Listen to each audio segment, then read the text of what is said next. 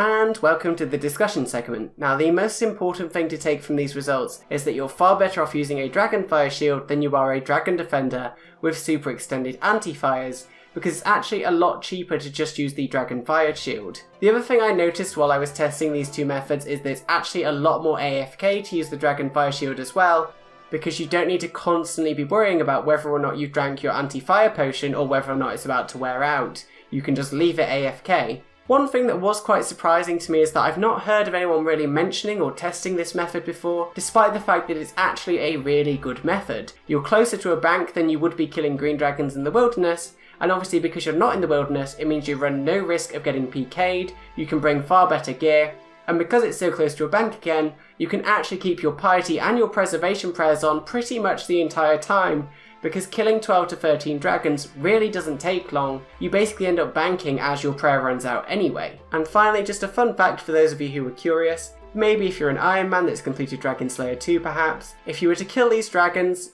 assuming you got 176 kills per hour like me, you'd get the equivalent of 44,000 prayer experience per hour in bones, assuming you'd use them on a gilded altar, and 11,000 crafting experience as well, which seems like a pretty solid method for getting prayer experience with no real risk involved. But anyway, that's it for this video. I hope you enjoyed and found it interesting or useful, and if you have anything you'd like me to cover for 10 hours in the future and test, then feel free to drop me a line down below and I'll do my best to make it happen. With all that said, I hope you had a nice day and I will see you next time. Bye guys!